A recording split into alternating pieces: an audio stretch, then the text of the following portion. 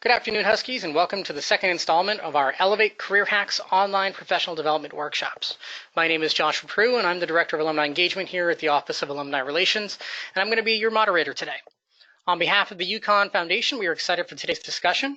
Today's presentation will feature our own university's Center for Career Development and its talented team of career experts. We are joined today by Beth Settje, who will help us get our resumes up to par for the next round of applications. Before we begin, a few areas of note to help you participate in today's webinar. There will be an opportunity to ask questions by typing them into the question box in your control panel. Feel free to type them in as you think of them, and we'll address as many as we can throughout the program. Second, a survey will be sent to you as a follow-up, and we would greatly appreciate if you could fill this out, provide us any details, and answer any of the questions there to help us provide all the career opportunities that you're looking for in these workshops. 3, the webinar is being recorded, so please feel free to sign into youtube.com/UConn alumni sometime later this week to review and to view previously conducted webinars. Lastly, as we will review at the close of the presentation, this presentation is the second of 22 events nationwide that is occurring between today and February 6th, tied to our month-long initiative and series entitled Elevate Your Career Next Level. This series works to provide opportunities to enhance career trajectory by featuring recruiters, career experts, entrepreneurs, C-level individuals, and industry experts that can share their insight and experience with fellow alumni. It also provides unique and exclusive access to venues and personnel in a variety of industries, and I would urge you to check out the full calendar of Elevate events, both in person and online, by visiting s.uconn.edu/505. Again, that's s as in sam.uconn.edu/505. Now, without further ado, I'd like to introduce our presenter today. Beth Settje has been at the UConn Center for Career Development since 2001 and is currently an associate director. A self-titled word nerd, she is attentive to how writing well can reflect our talents and promote our skills. She enjoys helping students and alums enhance their marketability through career-related tools such as resumes, cover letters, and LinkedIn. And prior to working career services at UConn, Beth had positions in residential life, student activities, orientation, academic advising, and at other colleges and institutions in Connecticut and Massachusetts. She's married to a UConn alum of the Radcliffe Hicks College of Ag and Natural Resources, and is the parent to a May 2020 graduate who will be graduating from CLES with a history and political science degree. Beth earned her bachelor's degree in marketing and English from Arcadia University, followed by a master's in college student personnel from the University of Maryland. Beth, thrilled to have you with us. I know we've worked together a long time and been talking about doing this for a while, and I'm glad that it's finally come to fruition. Sounds good. All right, folks, I'm very happy to be here, and I'm looking forward to chatting with you about how to tune up your resume, whether you're a recent grad or someone who graduated a number of years ago and just wants to double check. I honestly think it is excellent to revisit your resume at least once a year. A resume is a document that never ends. So it is just an ongoing product, and I'd like you to feel very proud of it and look at it as a way to promote yourself and not ever feel like I have to do a resume. So we'll talk about that more in just a moment. So today's agenda: what is a resume? What's a CV? Students and alumni constantly ask, is it different? How is it different? So we'll go over that. What are the basics about a resume? And this is more of a tweaking workshop, not a creating workshop. I will give you resources later in the presentation if you'd like to make an appointment with someone at the Center for Career Development at any of our campuses, or working with the resources that Josh and the folks at Alumni Relations have coordinated. Then I'm going to show you our guidebook, and then again talk to you about how to work with us. Okay, so what is a resume? A resume is a first impression. It's an introduction that you're in control of, and that's why I like resumes so much. Have you ever been in a situation where you're out networking or at a family event or a friend event and someone comes up to you and says, "Oh, so-and-so, I've heard so much about you from X." That meant the person heard about you through someone else's perception. A resume and your LinkedIn as well profile are the elements that you control. So you're deciding what people should know about you, and therefore are hopefully making the best impression and opinion about you possible. It is also the first step in that formal process of applications, whether it's for a job or a scholarship or a nomination process. Many people think a resume gets them the job, but a resume gets someone an interview. It's rare to go resume to offer. So let's make sure you're putting forth your best effort possible. So there are different types of resumes you can see on the screen, the master, the industry, and the specific. Just want to touch on that the master is something that you control. It's only for you, and it can be as many pages as you want. Then when you're job searching, whether you know your industry or you're considering a few different options, you'll have these industry-oriented documents.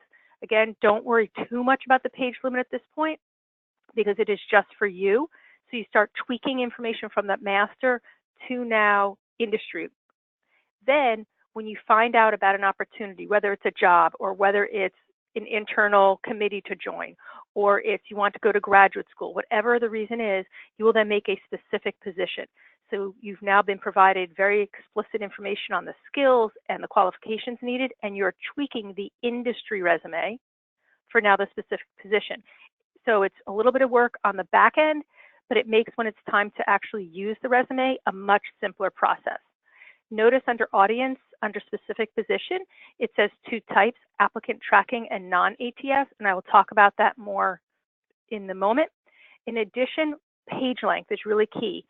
As an alum, if you're a pretty recent alum in most industries, you'll want to keep your resume to one page. However, if you have graduated more than a few years ago and are in specific industries, you can actually go to 2 pages, and I'll talk about that more when I go about the resume or CV. But many people hear, 1 page, I must get it to 1 page.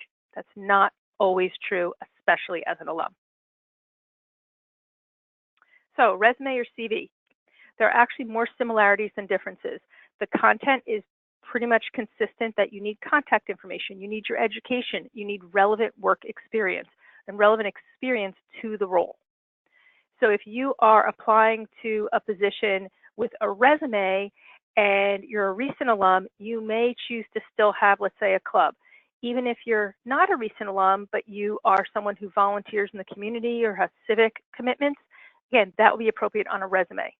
On a CV, it pretty much is strictly used for the work that you're applying for, and the reader does not want to read the extra stuff. And if you ever get stuck on that, that's why you have resources on campus to help you out. Now, some organizations do use the terms interchangeably, meaning that they'll ask for a CV and they mean a resume or vice versa. So it's just something to know. CVs can be 2 or 3 or 4 pages, whereas a resume is usually that 1 or 2 pages. There are some CVs that are 8 to 10 pages, 20 pages. Those tend to be people who are in education, such as a faculty member or someone who's in research. Now, notice I said at the bottom bullet there, it says internationally.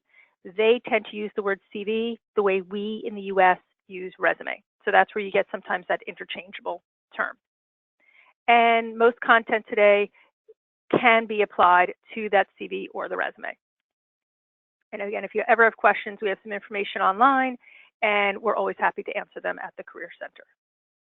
So what goes into the resume? Again, this is just going to cover the really basic overall, but not go into too much depth. So there's some basic rules. It might seem silly, but it is actually pretty significant to make sure your margins are the same on all 4 sides. I alluded to something called an ATS. And some of you have probably experienced this already.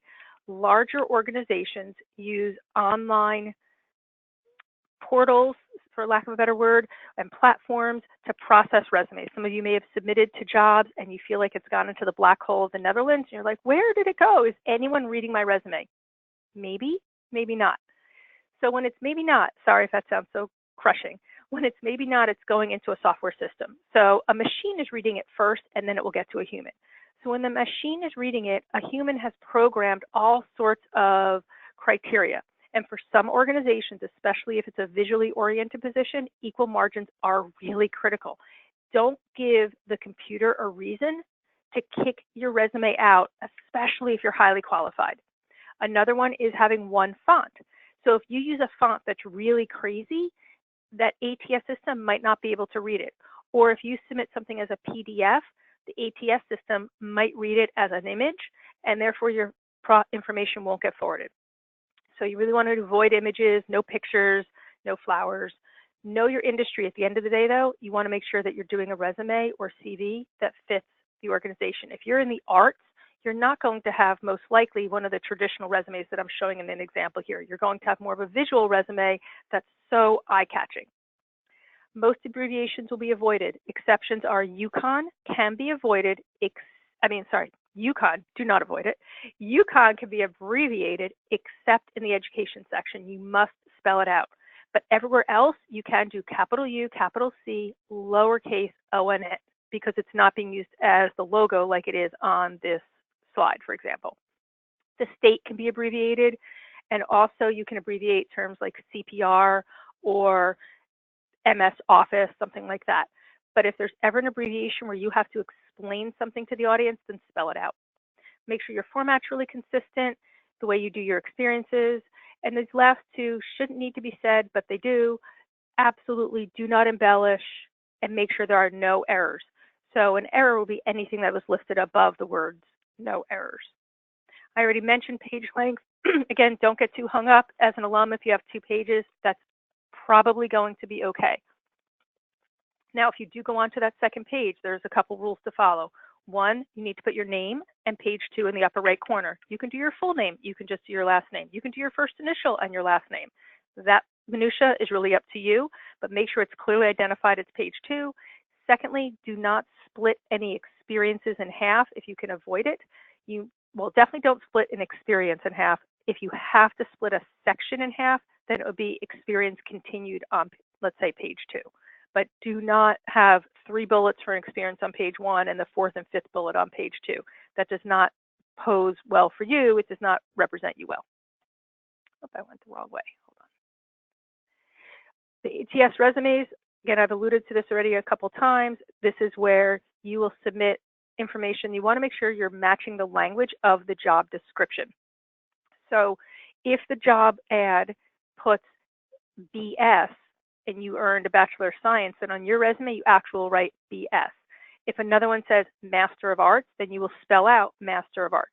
So you want to match the keywords as many times as possible in your document so it can get read. Lines are also not well received on an ATS resume. So if you have a long line across the top for dividing up your sections, it may not come through correctly.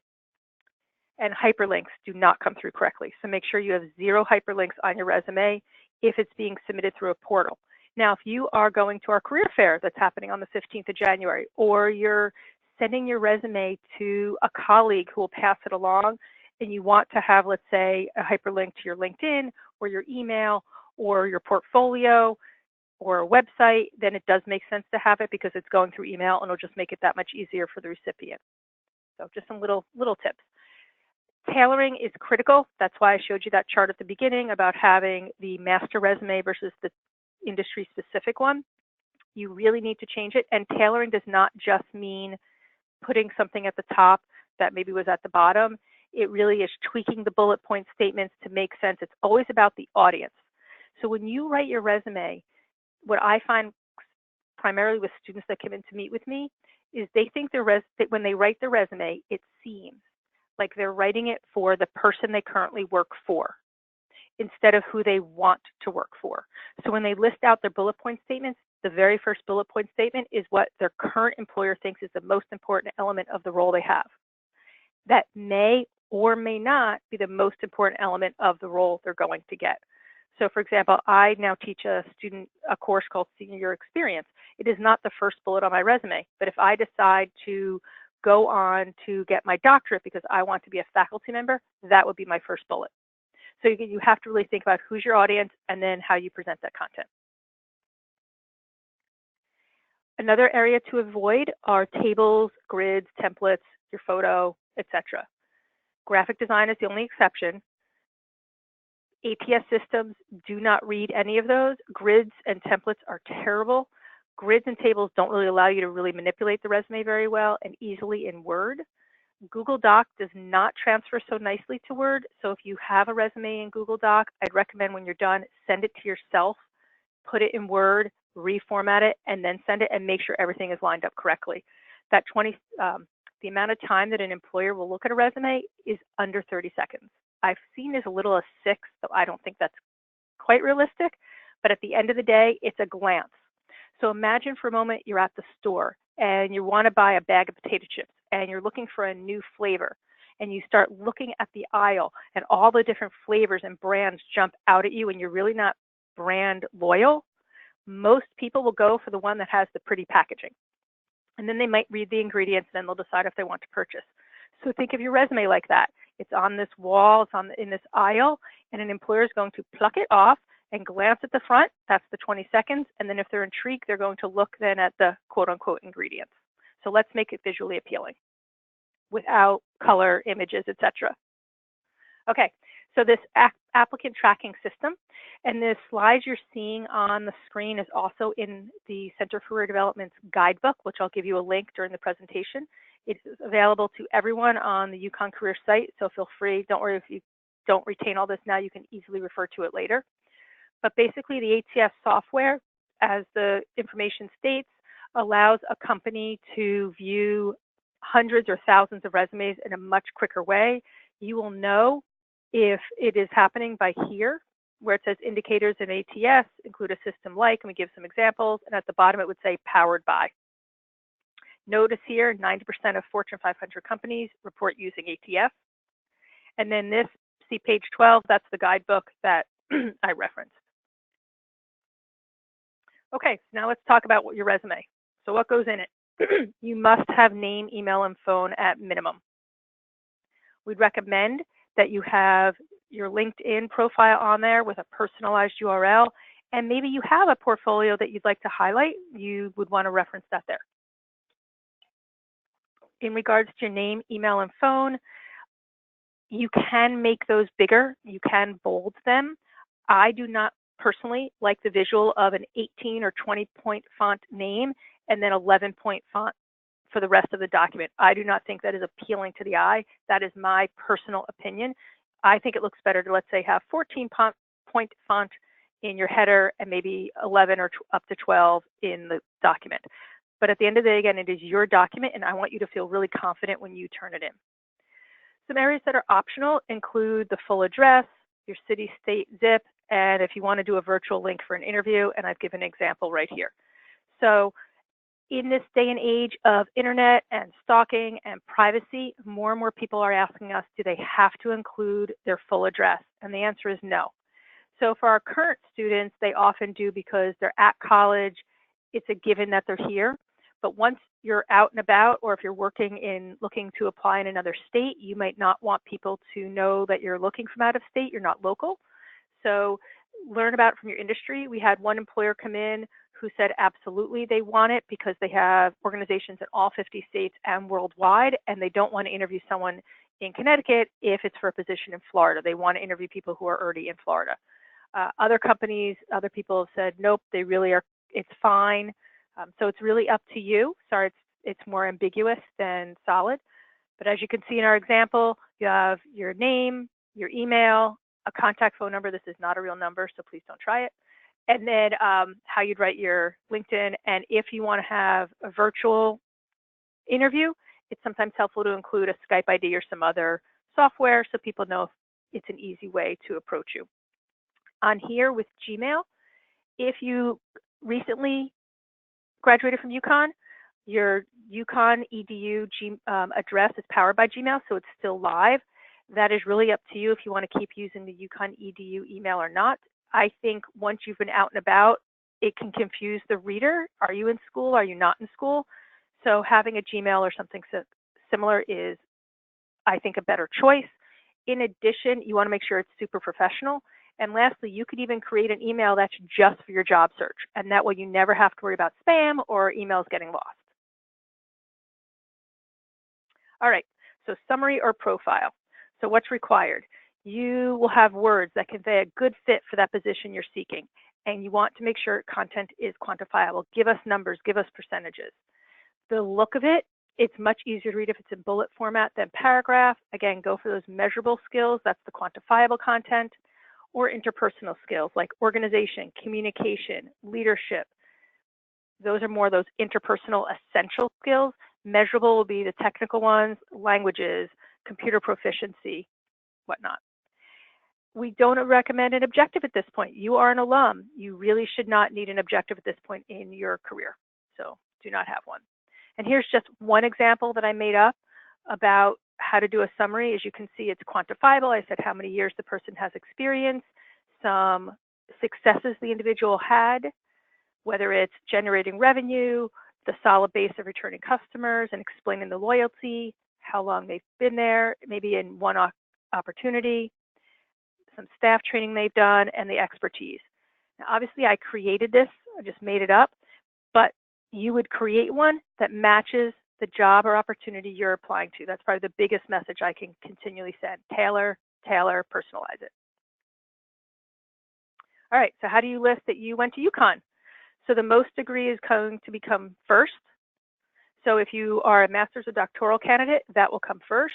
And then your undergrad, if you received a follow-up degree from another institution, that will come first. So just always put your most recent first. Notice here, this one is in columns. This one is with a comma. Either is okay, just be consistent with your format. With the master's program, you would not say major, it would be the actual program name, whereas an undergraduate, you earned a major, or you have a degree connected with a major. Also, I just realized I made a mistake on here. No, I didn't, sorry. The date is on the same line as the degree. As you can see here, it is not on the line with the major. Some people like to put the major on the same line as the degree, and that is absolutely fine.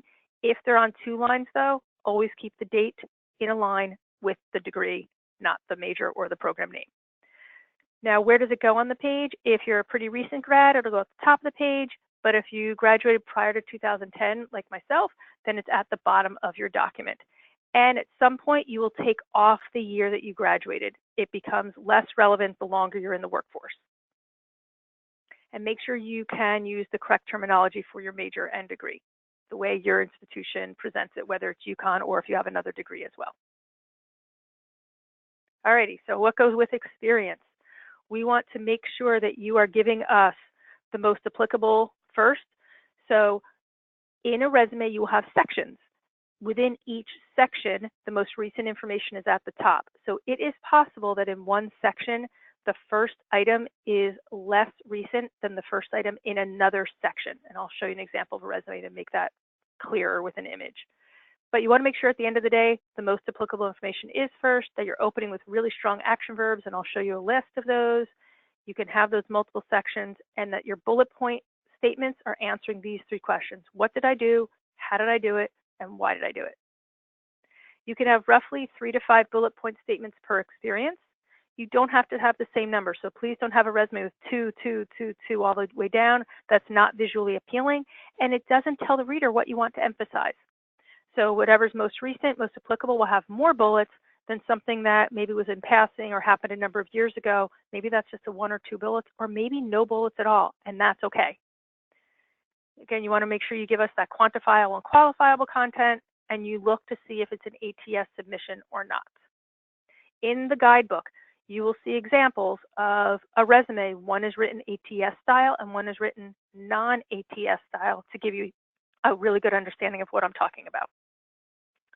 So this is an example of our fake resume for our graduating seniors. So again, I apologize, I know you're alumni. However, I still thought there was enough information on here that would make sense even for alumni population. So this has the contact information, education, GPA. I didn't even mention this earlier. You do not have to have your GPA anymore once you've graduated, unless the job you're applying for has it as a requirement in the posting. Employers do not care if you were a 3.9 or a 2.1. At the end of the day, they're looking for experience. That's usually only relevant for graduate school and one's first job into the workforce. If you did education abroad, you can include it. If you have military experience, you can include it. We'll talk about some other sections in a little bit. This is a skills section. Now, if you have that summary or profile, a number of these skills will be at the top in that summary or profile, but you can also choose to have a skills section. And then you'll have your work experience. And here you can see we also have an activities and volunteer section, which again, as an alumni, you may not have that any longer, but you might. I know I've been out of college many years and I absolutely still have volunteer on my resume because I'm involved in my local community. So this is an example with consistent format, the place where the person worked, their title, they got promoted in the experience. You can see it's like all one big section here. There are action verbs, etc. And here are notes that explain it all. All right. Here's the action verbs. Just so you have a sense of it, if you notice the items in blue, those are the big skills that employers are really identifying as critical, and then we have lots of synonyms. So definitely recommend you use this chart or similar ones. Keeping in mind, please write the way that you speak. So if you don't use certain words in everyday life, it will look kind of weird to then have it on your resume, and then you get called in for an interview and you don't speak the way you write. That will raise some flags. So try to be consistent with the way you talk. And Beth, this is available in your workshop or workbook, I should say, that you're going to be sharing later, Yes. correct? Yes, it is. Thank you. You're welcome. So let's talk about how to make these bullet point statements. So this is pretty basic information, but I just want everyone to reframe their mindset to make the strongest bullet point statement you can. So bullet point statements will be 1 to 2 lines. See how all of this has 2 words, this has 4 words. If this was an actual bullet point statement on a resume, I would push back to make it either longer or to push back to make it 1 line, because we want to make sure real estate is critical on a resume. You also want to make sure it's consistent. See how this has a period and this does not? If this was a resume, I would ding for that because it's not consistent. We want to make sure that you're opening with that action verb and that you pay attention to tense. So if it's a position that you currently have that you're writing about on your resume, but you did something 3 years ago and you no longer do it, however, it's worth noting for your future reason for the resume, then in this present experience, you can use past tense because it will be at the very end of your bullet point statements. But if you're doing it now, please make sure you use current tense, not past tense. There's also no personal pronouns on a resume. And I constantly see I, but more frequently there and them come up all the time when I critique resumes. So do what you can, do a quick Control F to make sure you're not using any personal pronouns. This was already mentioned, keep them to 1 or 2 lines. You want to quantify whenever you can, and here's some examples of ways you can quantify, and then the more you do this, the more examples will come to your head. Resume writing can be fun. Just keep telling yourself that. It's not something to dread. It truly can be fun, especially if you're a resume geek like myself. Okay, so here's a way to help you write them. So regardless of whether you have a summary, a profile, or thought about an objective, when you're writing your bullet point statements, I'll rephrase that. When I'm writing my bullet point statements or I'm helping someone, I always find it extremely helpful to put at the top of the document, and then I'll delete it later, the purpose. So in this example, Jonathan Husky is looking to work in the publishing industry, and based on the job description, these were the critical skills that were highlighted. These were all the skills and qualifications that were being sought. Therefore, when I'm writing out bullet point statements, I know I want to address these words. So how to write a bullet point statement? Well, the what. You brainstorm everything you did. Just, if you read James Joyce in high school, you know what I'm talking about. Just put it all out there, a stream of consciousness, get it all out there. Then think what skills you use, that's the how, and then think of the reason why. The why is where most people get tricked up. So with the why, please think about how it could help the new role versus how it helped the old or current position or employer. So sometimes if it's a direct related position, then of course the why might be the same. But if I'm going from, let's say, a cashier position to an office position, as a cashier, I might want to emphasize how my till was always balanced, and that I moved the products being purchased quickly and efficiently on the belt. However, neither of those are relevant in an office job. So instead, I would emphasize customer service, that I smiled, that I had repeat customers, that people enjoyed coming into my line. So it's a way of reframing because what's important to the future employer. So when you write these out, basically you take these 3 examples and you chunk them out into what we call a 2-star bullet. So if you think about what was on the previous page, read and edit to help staff write good content was pretty much straight from here. Read, edit, help the staff. But now we can say that better, right? So proofread the articles and edit the errors sounds a little better than read and edit. We want to ensure content is understood by the reader because now it's focusing more on that. Then with the last one, we proofread articles, provide staff with edits, with accuracy and high standards. I could even think we could make this stronger by saying maybe proofread 10 articles a week or provide a staff of 30 so we can give some more of that quantifiable information. Quantifiable goes a long way. Okay, so additional sections on a resume or CV, I mentioned this earlier. There's a whole number of categories that you can include. With an ATS resume, they may or may not always recognize some of the other phrases, so we have to be a little bit attentive to that. Publications and presentations and research and conferences tend to fit more on a CV than a resume, but there are exceptions to the rule. And if you did serve in the military, please make sure it's on your resume or CV. That's very valued experience, and we've learned that some members of the military have heard otherwise. So we want to make sure that our alumni know absolutely service is worth putting on there, and we're always happy to help articulate that if a person gets stuck. So recently, so I have some volunteer on mine. Like I mentioned, my son occasionally volunteers with me in a place where we go, and at a recent interview, he was asked about that. They really liked that he was civic-minded. So you never know what other section might resonate with the interviewer or the person reading the resume. So I like presenting as much breadth as you can that shows that you are well-rounded and really a good fit for an organization, because most places it's about culture and they want to have a sense of who you are as a person, not just as an employee. This is the guide. So let me bring over that for you. So when you go on the Center for Enrollment website, you will see this, and it is currently listed in our undergraduate section, but as an alumni, you're obviously very welcome to use it. You'll see a lot of the content I used today is in this. See, recognize the chart. There's some other tips about formatting. We go through all the different categories. And then I want to get down to page 13.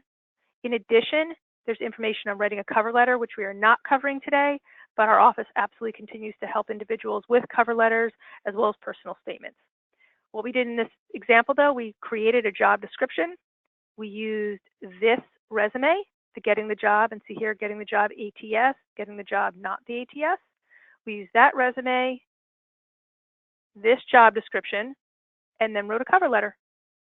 So if you want to practice, what I would recommend you do is go to the job description, determine what you think are the most key important elements that should have been on the resume, then go back a few pages to look at the resume, maybe write a sample cover letter. I told you I was a geek. It's homework. Write a sample cover letter and then see how you match to our sample. I would ask, when you write sample cover letters, you do not open with prior experience as. Many of our students come in with that, and that is plagiarism, and I can only imagine how many students are using that and not coming in. We want it to be your writing, not ours. So as an alum, how will we work with you? You can use this website here, and it will open up to this page, and each of these opens up fully. As an alum, you are welcome to use our services. If you graduated within the last 3 years, so that would mean anyone who graduated 2016 and beyond, can work with our office free of charge, 100%, as if you were still a student here. This is undergrad, master's, doctoral. If you graduated earlier than 3 years ago, you get one 1-hour complimentary appointment. You would call our office and you would set that up. For the people who are within that 3-year time frame, you will want to go into the system, and I have a slide that will show that, about how to set up an appointment using the system called Handshake. And then you'll fill out the information, including the education, the profile section, and you'll be able to make an online appointment. These appointments are in person, virtual, or on the phone, and at all 5 campuses. So regardless of which campus you attended, you can see someone at another campus because we are one UConn. This page then shows where you go to schedule that appointment, like I mentioned. Now, you don't just have to work with us. You can work with the Foundation and Alumni Relations through Josh's group. So they have a relationship with Josh. Is it John Brady or John Bradley? John Brady, Pro Tem Partners, correct. So he has a nice relationship with the university, and you can get this free consultation, which I'd highly recommend for anyone that is in a place, maybe they are looking to be a career changer, or their last job didn't work out, or whatever life circumstance it is, you're moving across the country and starting over. Pro Temp partners are going to be a very good resource for you. The majority of work that our staff does at the Career Center are with more recent alum. So I want to make sure that you're getting served to the best of your ability, and I encourage you to work with then the Alumni Association to do that. And to clarify as well, for those of you that may be in more advanced positions or going through a career shift or career changing or pivot, that's really in the wheelhouse of where Pro Temp partners really can help you as well. As Beth mentioned, with 25 years in the industry, basically, this service can basically help you in any aspect of your career, wherever that might be. But obviously, that's an area that they can certainly provide a great deal of service for you. I'll concur. And to clarify as well, to do that, you can follow the information there, or you can send me an email directly, and I can facilitate that introduction to get that started for you. Thanks, Josh. As we wrap up, I just wanted to let you know that on the 27th of this month, I'll be running a session called Leveraging Your LinkedIn, and it will be live. I'll go into LinkedIn to do that, as well as I'd recommend if you can have your own screen open, you can take notes at the same time, or you can just watch the video. When it comes to use a recording, then you can refer back to it. And then Josh mentioned there are 22 events nationwide, so we definitely encourage you to go online, join the other online one, but also just please consider attending some of the workshops in person. I've attended them in the past, and they're wonderful. The networking connections that you can make, you might find a friend that you haven't seen for a while. You never know. You might make a new friend. So I really do encourage you to participate in the Elevate events in person if it fits into your schedule. And Thanks, that Beth. concludes my presentation. And thank you, Beth. I appreciate the last minute pitch there as well. For those of you that attended our workshop on Tuesday that featured John Brady of Pro Temp Partners. And actually, before I do that, if you have questions, now's the time definitely to type those in to the question toolbox on your toolbar there. Make sure you get those in. We've received a few over the course of the last 30 minutes or so. Definitely now the time to do that. For those of you that did attend the workshop on Tuesday, that was John Brady of Pro Temp Partners. We'll have that recording up as well as this one tomorrow to our youtube.com/UConn alumni website for you to review. We mentioned that there are 22 events. This is the second of the 22 that are occurring between now and first week of February, but they include the likes of access to the CEO of TaylorMade Golf, access to the executive vice president of Vail Resorts, the CEO of United Healthcare for Texas and Oklahoma, inside access to Kraft Heinz corporate headquarters in Chicago. And it runs the gamut. It runs everything from here in Hartford, where you can meet senior women leaders who have found success, whether that's Virtus Financial or others within the state of Connecticut as well. The Deloitte national headquarters, access to their national offices in New York City. And on the 6th of February, you can do that as well at 30 Rockefeller Center. If you've ever wanted to have access to that from the 40th floor, you can get VIP access there. And it runs from New York, Hartford, Fairfield County, all the way to California, San Francisco, LA, Colorado. We are all across the country this month. And if you sign up for those, chances are you're going to either run into me or someone from my team as well. And we would definitely encourage you to take advantage. Most of these are in the $5 or $10 price range to sign up, just to confirm your attendance, and come with a lot more, generally with some drinks, some networking, and some heavy appetizers as well, to kind of make sure that we're feeding everybody and everybody's happy there. So great programs that we've got for you. So if you have any questions, definitely send me a note or visit the website here, s.uconn.edu/505 to get all of that information. Beth, we do have a bunch of questions that have come through. If you want to, we can do some rapid fire here and get those out. Okay. All right. So first, you had mentioned that you said not to use a PDF format for a resume, but the person indicated that they thought that a PDF was pretty universal. Can you explain a little bit more as to why that may be the case? Sure. Some companies, as I stated earlier, indicate it comes through as a picture. So for the ATS format, it's not ideal. Now, if you're sending it through email or in the job description, specifically it was stated, send it as PDF, always follow the directions. So disregard what I said and send it as a PDF. If you use a Mac and you're sending it through, that also sometimes is a reason to use it as a PDF, because sometimes there's a disconnect when it gets rearranged in Word, it does not line up correctly. So our rule of thumb is avoid PDFs most of the time, though there are exceptions to the rule when it is necessary. We have just seen employers tell us it doesn't always come through the way they want. Great, thank you. There's a question here from multiple indicating the career website, Center for Career Development website, excuse me. It's career.uconn.edu, is it not? Yes, and I will put that up. Is my screen still available to everyone, Josh? It is. Okay, then I will put that up on my screen. Give me a moment, folks, no worries. to do that. And while you're going there, the next question that comes through was in regards to the objective. Okay. So if you can, is there, let me see, sorry, I lost my place here. Is there a specific industry, or is it, I should say, is it specific to industries when an objective needs to be present, or does it depend on time outside of graduation? My thought and the thought of the office has been once someone graduates, it's rare to use an objective statement. Now, there are exceptions. So certain industries will absolutely dismiss having an objective, and some of them maybe include finance, is not impressed by an objective at all. If you are going to use an objective, let's say your experience, you've had 3 different jobs between your last year of college and the next 2 or 3 years, or 4 or 5 years, and they're all pretty different. Having an objective or that defined summary will give focus to the document so the reader understands why it is being submitted. Now, Josh and I talked about this earlier in our prep for this. No objective is much better than a bad objective, and a bad objective can actually get your resume tossed. So a bad objective would be to get a job at X company. A better objective is a full-time position in the X industry demonstrating ABC skills. It's all about what the reader wants to read. So how will you be of value to the reader? So my preference would be for you to use summary or profile, but if that doesn't make sense given your level of experience, an objective is okay if your resume isn't a clear map for the reader. And if you ever get stuck, use the content in our guide and then absolutely reach out to me, and I'm happy to help. Like I said, I really do like critiquing resumes. I know that sounds weird.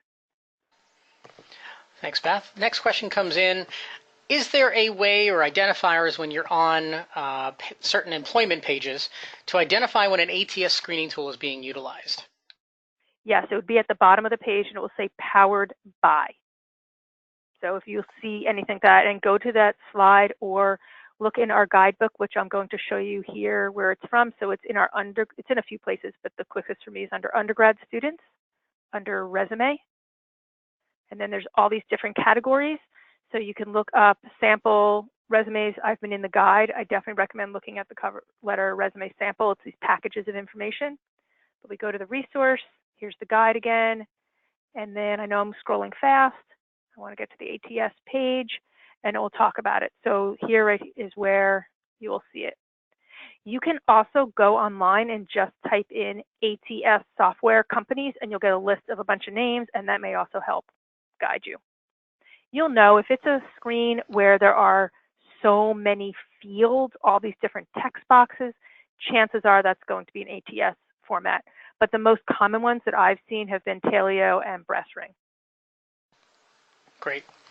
Next question comes in terms of a more seasoned alum who's been out of school for a little over 10 years now, wondering what the most important aspect of their resume should be. I'm assuming this goes back to education listing prior to, say, work experience, or vice versa. I think so too. So I think you said the person 5 to 10 years out? 10 years, it says. 10 years. So most likely the education will be at the bottom unless the person recently did a certification. Maybe they went into a Microsoft Office certification or something and just did that, then that would be at the top. If the major is related to the career industry, then maybe education goes back up top. But if it's not related, like as Josh said, I was a marketing major. I am not in marketing. So for me, my education stays at the bottom. Then we want that profile, highlight what ways you're going to contribute to this new role, to the organization, to the industry as a whole, and then the most recent experience that's relevant. I would do that at the top, and then I think John at Pro Tem will probably be able to give more good advice, but I think you always want to have the most relevant information near the top and the most recent, if at all possible. Try to avoid gaps. Employers definitely question, you'll get asked during interviews, why is there a gap? with resumes, we always want to try to get to that yes pile. I remember hearing from a recruiter many, many years ago, an HR person, who talked about there's the yes, no, maybe pile. And you obviously want to avoid the no pile. Don't give an employer a reason to put you in the no pile. And if they can at a glance make that quick judgment, are you worth getting to know better, at least to make the maybe pile, then you want to keep revisiting the resume. So if you're doing resumes and you're not getting any traction, that's time to call in a career person. It's much more savvy to send out, and this is not a real number, but it's more savvy to send out 8 to 15 resumes that are tailored than send out 100 of the same resume. Because no, employers do want to feel special. They want to know that you want them as much as ultimately then they want to express how much they want you. I think that lends nicely into the next question, and it's more specific to, say, someone who does consulting, and I know quite a few names on the attendee list, and I know many folks have had the opportunity to do that over time, and they're curious about the best way to include consulting work or clients that they've performed with over the course of their employment history, and not to look like they've always had side work, but how do they incorporate that into the grander message they're trying to convey? I guess I'd have to see the document, but if at first instinct, if someone has been a freelancer, just a private consultant, I think they could drop some of the names and have that overall period. So maybe if they did consulting for 20 years, that's the big number at the top.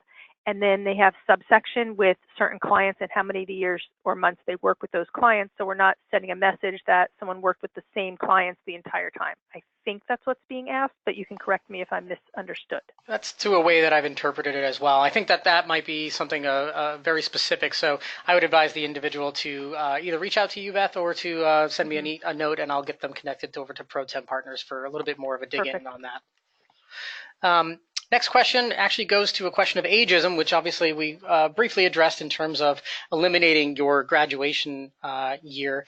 But this question goes back to, and special hi to that person. I know I'm going to see that person in a couple of weeks.